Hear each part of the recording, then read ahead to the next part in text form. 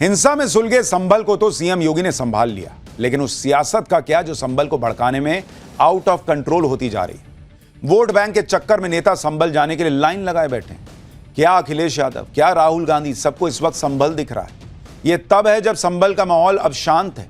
School खुल चुके हैं, दुकानें खुल चुकी हैं, लेकिन इकोसिस्टम को तो संभल की शांति शायद हजम नहीं हो रही, इसलिए वो माहौल को गरमाए रखने में जुटे। लेकिन उनकी यह राजनीति संभल पर चलेगी नहीं, क्योंकि संभल के पत्थरबाजों और गोलीकांड का ऐसा सच सामने आ गया जो सबको हिला कर रख देगा। आज हम इसके बारे में आपको विस्तार से बताएंगे, लेकिन पहले देख लीजिए कि अब जब संभल में सब कंट्रोल में है तो किस तरह से राजनीति हो रही है। अखिलेश यादव संभल जाने के लिए बेचैन है। अखिलेश यादव खुद कह रहे हैं कि वो हर हाल में संभल पहुंचेंगे। उधर खबर है कि राहुल गांधी भी संभल जाने की तैयारी कर चुके हैं। अखिलेश की बेचैनी तो समझ में भी आती है। संभल हिंसा में उनके सांसद जियाउर रहमान बर्क और इलाके के विधायक इकबाल महमूद के बेटे पर शिकंजा कसता दिख रहा है। दोनों पुलिस के रडार पर आ चुके हैं। इन दोनों पर क्या आरोप हैं और संभल हिंसा की साजिश में इन दोनों का क्या कनेक्शन सामने आ रहा है, उसके बारे में आगे बताऊंगा। पहले अखिलेश यादव को सुनिए, जो योगी सरकार पर उन्हें और उनकी पार्टी के नेताओं को संभल जाने से रोकने का आरोप लगा रहे। विपक्ष न जाए वहां पर जो लोग परेशानी और तकलीफ में हैं उनकी बात न सुन पाए, इसलिए इंटरनेट बंद है, वहां पर कोई जा नहीं सकता है। हमारे दो लीडर ऑपोजिशन हैं, दोनों हाउस के, दोनों जाना चाहते हैं आज, लेकिन दोनों को जाने की परमिशन नहीं दे रहे हैं। अगर हम भी यहां से चल दें, मान लीजिए अभी गेट बंद कर देंगे, हमारे सभी सांसद चाहते हैं कि हम जाएं आज संभल। अगर हम संभल जाने के कहेंगे तो कहेंगे संविधान नहीं मानते, कानून नहीं मानते, सरकार का नहीं मानते। तो ये भारतीय जनता पार्टी के वो लोग हैं जो मन विधान से चलना चाहते हैं, संविधान से नहीं। उधर कांग्रेस ने भी साफ कर दिया कि लोकसभा में नेता विपक्ष राहुल गांधी भी संभल का दौरा करेंगे। इस दौरान वो संभल हिंसा में मारे गए लोगों के परिवार वालों से मुलाकात भी कर सकते हैं, जिनकी मौत के लिए कांग्रेस नेता लगातार यूपी पुलिस को जिम्मेदार ठहरा रहे हैं। कांग्रेस सांसद इमरान मसूद को भी सुनिए एक बार। ये पुलिस ने गोली मारी है और सीधे गोली मारी है। पुलिस ने सीधे गोली मारी है। गोली मारने के सारे वीडियो फुटेजेस हैं। इस तरह से कर करके गोली पुलिस के अंदर मार रहा है। दिखाई दे रहा है कि पुलिस सीधे गोली मार रही है। सर पे गोली लग रही है, छाती पर गोली लग रही है। इसकी गोली से नहीं मारे गए हैं। ये आपसी लड़ाई विधायक और सांसदों की आपसी लड़ाई नहीं, गोली पे पुलिस लिखा हुआ है और नॉन पुलिस लिखा हुआ है। क्या गोली पे पुलिस और नॉन पुलिस नहीं लिखा हुआ है। सर पे गोली लगी है, सीने पर गोली लगी है, बिना फॉरेंसिक जांच किए सारे के सारे तो ये अपना भी दिए जा रहे हैं। ये सब चीजें इसीलिए करने की कोशिश कर रहे हैं क्योंकि इसमें सीधे पुलिस फंस रही है और पुलिस के इसके अंदर दोष है। इमरान मसूद शायद भूल गए, वो जो कह रहे हैं कि गोली पे पुलिस और नॉन पुलिस लिखा है। पुलिस की गोली जो है ना, उसका एक एक गोली का हिसाब रहता है। जिन्हें गोली लगी वो कहा जा रहा है कि भाई वो देसी कट्टों की गोली थी, पुलिस देसी कट्टा लेके आई थी क्या। संभल पर जो नेता राजनीति कर रहे हैं वो पत्थरबाजों को क्यों कुछ नहीं कह रहे, वो दंगाइयों को कुछ क्यों नहीं कह रहे भाई, जिन्होंने पुलिस पर हमला शुरू किया। संभल हिंसा का एक नया वीडियो सामने आया है जिसमें पत्थरबाजों और दंगाइयों का सच दिखता है। यह संभल में 24 नवंबर को हिंसा की सबसे लेटेस्ट तस्वीर आपको दिखा रहा हूं, जिसमें भीड़ के बीच एक शख्स हाथ में बंदूक पकड़े नजर आ रहा है। कोई इमरान मसूद से पूछे कि यह बंदूक पुलिस ने थमाई है क्या इसको। यही नहीं, भीड़ में शामिल लोग वहां लगे सीसीटीवी कैमरों को भी तोड़ते दिख रहे हैं। अब इस तस्वीर को देखिए, संभल की शाही जामा मस्जिद के पास जुटी पत्थरबाजों की भीड़ किस तरह बेखौफ होकर पुलिस पर पथराव कर रही है। अब पुलिस ने इस वीडियो में नजर आ रहे पत्थरबाजों की लिस्ट बनाई है भाई। ये योगी की पुलिस छोड़ेगी नहीं और उनके खिलाफ कार्रवाई शुरू कर दी। और अगर इतनी ईमानदारी से काम कर रहे थे तो सीसीटीवी क्यों तोड़ रहे थे, बंदूक चलाने की नौबत क्यों आ गई तुमको। और पुलिस क्या यही पत्थर खाने और गोली खाने के लिए बैठी है। संभल में पुलिस पर हुई पत्थरबाजी की एक और तस्वीर देखिए, किस तरह पत्थरों की बौछार से बचने के लिए पुलिस वालों को पीछे हटना पड़ रहा। आप ये देखिए क्या हालत हो गई। और चूंकि इनको अपना वोट बैंक समझ में आ रहा है तो इनको लग रहा है पुलिस को वहां पे वो पत्थर खाते रहना चाहिए। देखिए जरा,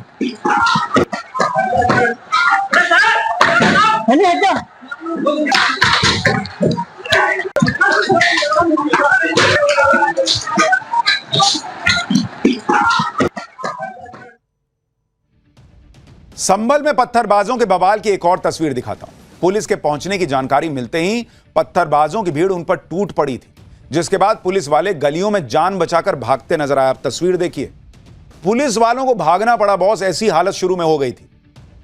और उसके बावजूद इन दंगाइयों से सवाल पूछने के बजाय कहा जा रहा है कि पुलिस वहां क्या कर रही थी। एक और तस्वीर देखिए, दावा किया जा रहा कि यह बवाल होने से ठीक पहले की तस्वीर है। तस्वीर में मस्जिद के पास वाली गली में पत्थरबाजों की भीड़ जुटी हुई नजर आ रही। इसके बाद ही इन पत्थरबाजों ने अलग अलग गलियों में पुलिस के खिलाफ मोर्चा खोल दिया। उसके बाद जो हुआ उसका सच अब धीरे धीरे सामने आ रहा है। इतनी भीड़ अचानक कहां से आ गई भाई? सर्वे टीम पहुंची, कहा जा रहा कि किसी को पता नहीं था सर्वे होना है, तो सर्वे टीम के पहुंचते इतनी भीड़ पहुंच गई, इतने पत्थर पहुंच गए। जब नहीं पता था कि सर्वे होने वाला है, जो कि झूठी बात है, सबको पता था कि फिर सर्वे होगा वहां पर, तो पत्थर पहले से कहां से आ गए भाई? जब पता ही नहीं था कि सर्वे होने वाला है, ओ ये होने वाला है। जैसे जैसे संभल में हुई हिंसा की जांच आगे बढ़ रही है, वैसे वैसे इस हिंसा के पीछे की साजिश पर हैरान करने वाले खुलासे हो रहे हैं। पुलिस ने संभल हिंसा को लेकर 7 अलग अलग एफआईआर दर्ज की। एफआईआर में संभल में भड़की हिंसा को सोची समझी साजिश और प्री प्लान्ड बताया गया है। जो अखिलेश यादव संभल के मामले में इतनी राजनीति कर रहे हैं, खुद उनके सांसद का नाम इस हिंसा में आ रहा है, खुद अखिलेश के विधायक के बेटे का नाम माहौल बिगाड़ने में आ रहा है।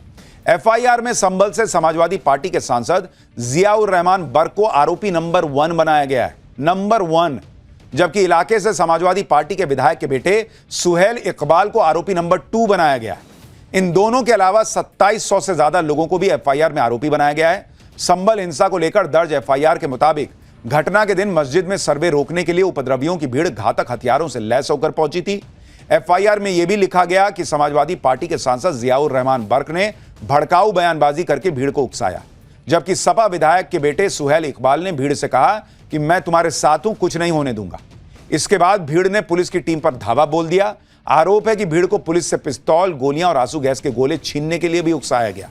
एफआईआर के मुताबिक भीड़ में शामिल 40 से 50 लोगों ने हसन, अजीम, सलीम, रेहान, वसीम, अयान का नाम लेकर पुलिस वालों से उनके हथियार छीनने और आग लगाकर मार डालने को कहा, और यह भी कहा गया कि कोई बचकर नहीं जाना चाहिए।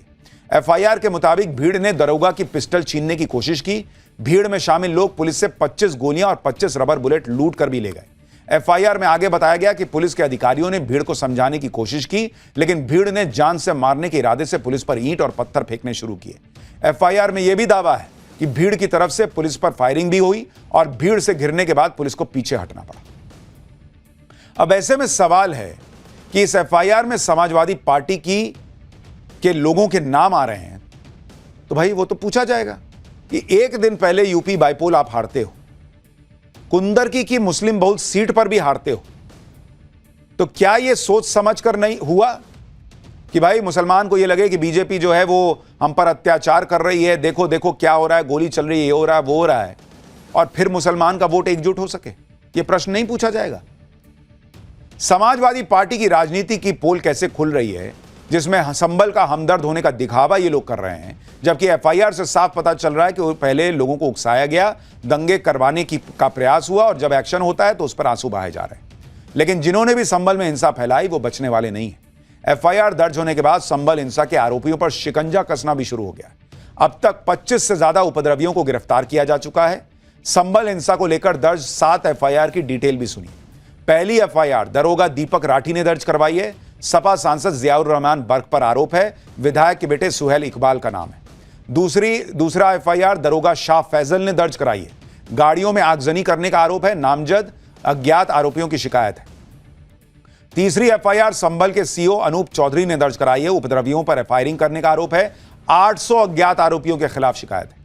चौथी एफआईआर पुलिसकर्मी जगदीश कुमार ने दर्ज करवाई है। मैगजीन और टीयर गैस लूटने का आरोप है। पांचवी एफआईआर एसपी के पीआरओ ने शिकायत की है। पैर में गोली मारने का आरोप है। 150 अज्ञात लोगों पर केस दर्ज है। छठी एफआईआर एसडीएम रमेश बाबू ने दर्ज करवाई है। उनके ऊपर हमला करने का आरोप है। और 7वीं एफआईआर दरोगा विनोद कुमार ने दर्ज कराया है। 6 लोगों के खिलाफ नामजद केस है। भीड़ की घेराबंदी और गाड़ी जलाने का मामला है। संभल हिंसा की इनसाइड स्टोरी क्या है, इसको लेकर एक बड़ा चौंकाने वाला खुलासा भी हुआ है। यूपी सरकार से लेकर पुलिस भी इस थ्योरी पर फोकस कर रही है। सूत्रों का दावा है कि संभल में जो हिंसा हुई उसका शाही जामा मस्जिद के सर्वे से कोई लेना देना नहीं है, बल्कि संभल में वर्चस्व की जंग में मुसलमान समुदाय के ही 2 गुट तुर्क और पठान आपस में भिड़े और इसके बाद वहां हिंसा भड़क गई। और वर्चस्व की इस जंग के दोनों किरदार समाजवादी पार्टी से जुड़े हैं। एक है संभल से समाजवादी पार्टी के सांसद जियाउर रहमान बर्क, जो तुर्क मुसलमान है। वर्चस्व की इस जंग का दूसरा किरदार है समाजवादी पार्टी के विधायक इकबाल महमूद, जो पठान मुसलमान है। कहा जा रहा है कि दोनों मुरादाबाद संभल के बड़े राजनीतिक परिवार से आते हैं, जिनमें दशकों से इलाके में वर्चस्व की लड़ाई चलती आ रही। संभल में शाही जामा मस्जिद का सर्वे इन दोनों के लिए खुद को साबित करने का बड़ा मौका था। पुलिस सूत्रों के मुताबिक सांसद जियाउर रहमान बर्क के समर्थक और विधायक इकबाल महमूद के समर्थक अलग अलग गुटों में सर्वे के दिन मस्जिद के पास पहुंच गए। कभी कभार नमाज पढ़ने के लिए शाही जामा मस्जिद जाने वाले विधायक के बेटे सुहेल इकबाल ने भी उस दिन सुबह 6 बजे नमाज पढ़ी। पुलिस पहले भी यह दावा कर चुकी है कि 24 नवंबर की सुबह जब बवाल हुआ था, उस वक्त इलाके में 2 गुट भी आमने सामने थे और संभल हिंसा में जिन 4 लोगों की जान गई वो सभी पठान मुसलमान और विधायक इकबाल महमूद के समर्थक बताए जा रहे हैं, जिनकी मौत का आरोप बर्क के दबदबे वाले तुर्क मुसलमानों पर लग रहा है। और इस एंगल को भी ध्यान में रखते हुए संभल पुलिस जांच कर रही है। अब तक जांच और पोस्टमार्टम रिपोर्ट के हवाले से यह भी दावा किया जा रहा है कि हिंसा में मारे गए 4 लोगों को इतने करीब से गोली मारी गई कि गोली शरीर को चीरते हुए पार चली गई, किसी के शरीर से बुलेट नहीं मिली है।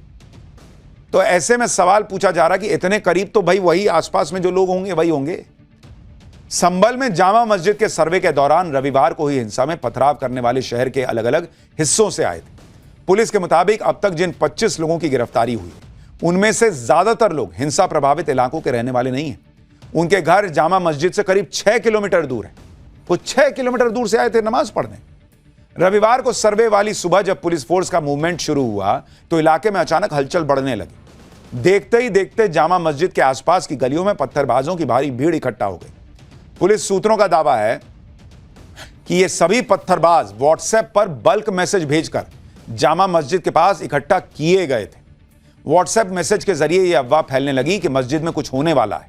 व्हाट्सएप ग्रुप्स में इस तरह की अफवाहों के मैसेज वायरल किए गए।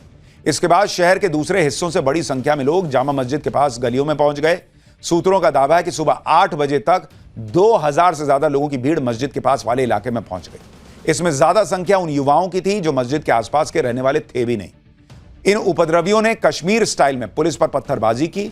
जिस तरह कश्मीर में पत्थरबाज चेहरे ढककर सेना पर पत्थरबाजी करते थे, ठीक उसी तरह संभल में भी पत्थरबाजों ने मुंह, रुमाल और मास्क और कपड़े से ढका हुआ था। संभल में हुई हिंसा को लेकर खुफिया विभाग को जो रिपोर्ट मिली है वो तो और भी चौंकाने वाली है। खुफिया विभाग के सूत्रों के मुताबिक 24 नवंबर की हिंसा को दोहराने की साजिश हो रही है। 29 नवंबर को सर्वे रिपोर्ट जमा करने वाले दिन हिंसा की आशंका जताई जा रही है। खुफिया सूत्रों के मुताबिक 29 नवंबर को लोगों को सड़क पर उतरने के लिए भड़काया जा रहा है। मस्जिद बचाने जैसे मैसेज के जरिए लोगों को उकसाया जा रहा है। इंटरनेट बंद होने की वजह से मौखिक रूप से भड़काने की खबरें मिल रही हैं। संभल हिंसा को लेकर हम इतनी डिटेल में आपको इसलिए बता पा रहे हैं क्योंकि टाइम्स नाउ नव भारत के हमारे सहयोगी पहले दिन से वहां पर है। गौरव, जिन्होंने जान पर खेलकर उस दिन रिपोर्टिंग की, जो हमारे कैमरा पर्सन है, उन्होंने वहां तस्वीरें कैद की, वो अभूतपूर्व है। और इसलिए संभल के मामले में कोई भी जानकारी हम हवाई नहीं दे रहे। हिंसा वाले दिन से अब तक हमारे सहयोगी अपनी जान को जोखिम में डालकर लगातार ग्राउंड जीरो पर बने हुए हैं।